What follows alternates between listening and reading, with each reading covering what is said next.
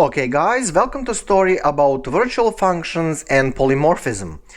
Right now we have enough knowledge to understand that thing. And here is theory.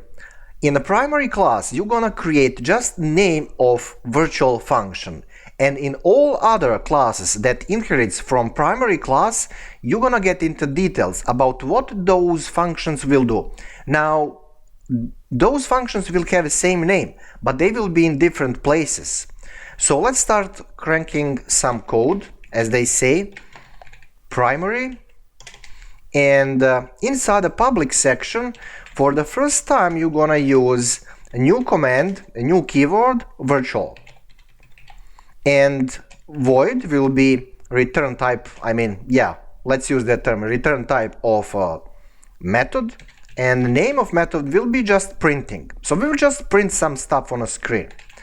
So right here you will not get into details, you will just have these empty brackets here, or you will have a little bit of space here. It depends how you like it, okay? But pretty much having just everything on a one line will get the job done.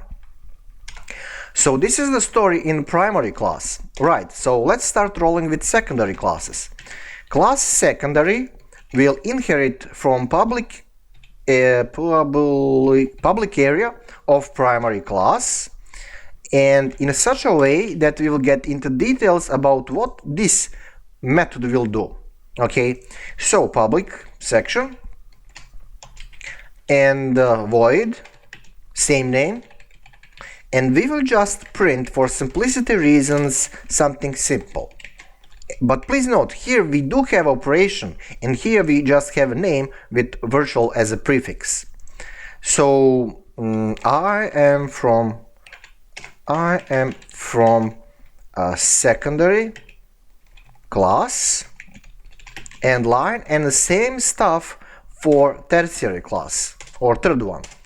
Class third one, let's say, and that class will inherit also from primary one. So it will not inherit from secondary one, it will hit this stuff here, because this method is originator of everything.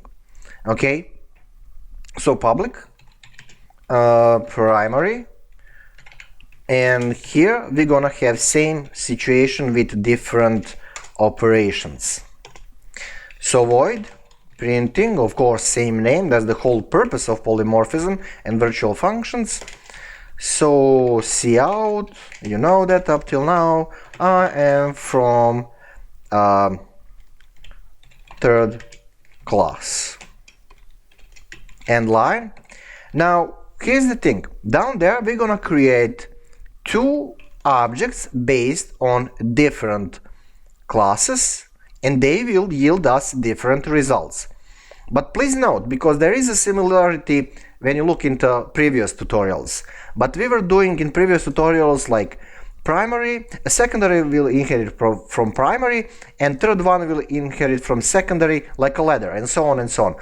But right here we have first time virtual method, and then down there we do have different separate operations. So it's not a ladder, it's like how to say this in English, hierarchy, I don't know how to speak, sorry about that. Anyway, hierarchical organization, something like that. Yeah, I managed to set that half of it actually. Anyway, who cares? So based on a secondary class, we're gonna have object, just object, and after that we're gonna call appropriate methods. Object dot, and now you have listing with two of them. Well, because you can have only one name, and here in a listing you have one from secondary and another one from primary, let's see what will have priority here.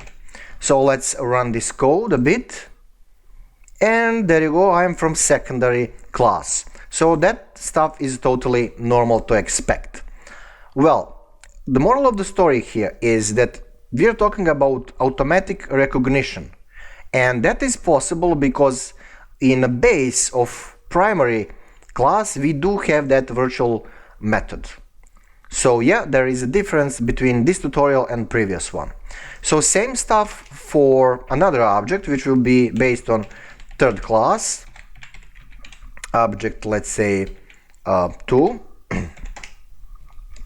object 2 dot, and now you have same listing, but whatever you choose here, the result will be pretty much I am from third class.